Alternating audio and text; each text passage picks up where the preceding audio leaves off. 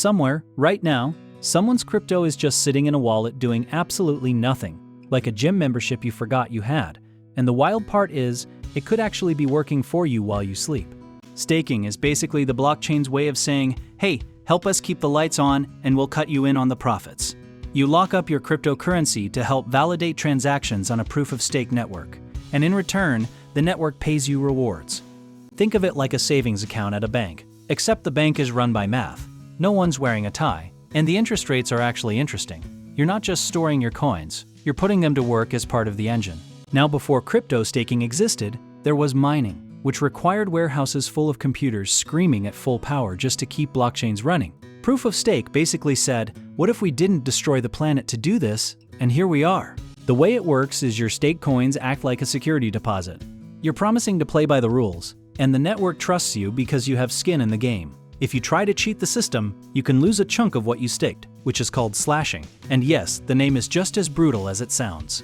Returns on staking vary pretty wildly depending on the network and how much you put in. Some coins offer 5% annually, others offer 20% or more.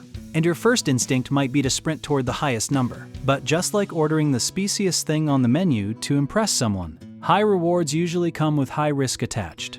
One of the biggest things people overlook is the lockup period, which is the time your coins are frozen and you literally cannot touch them no matter what the market does. Imagine watching your crypto drop 40% and being completely unable to sell. That's not a hypothetical. That's Tuesday for some stakers. Price volatility is the sneaky villain in this story, because you could be earning 10% in staking rewards while the coin's value drops 30% underneath you. You're technically winning the battle and losing the war, which is a very crypto thing to have happen.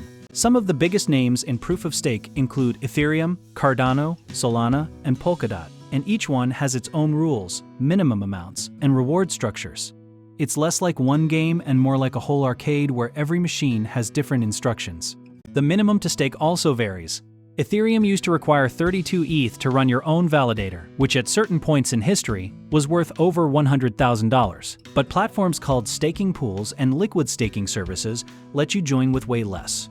Kind of like splitting a pizza instead of buying the whole restaurant. Liquid staking is where things get genuinely clever, because instead of your coins just sitting locked up, you get a token that represents your staked position, and you can use that token in other parts of decentralized finance. You're essentially double-dipping in a way that would make your high school economics teacher either proud or deeply confused. The biggest misconception is that staking is completely passive and risk-free, like just leaving money on a counter and coming back to find more money. It requires you to actually understand what you're staking, on what platform, for how long, and what happens if things go sideways. The people who do best with staking are the ones who treat it like a long-term commitment rather than a get-rich-quick shortcut.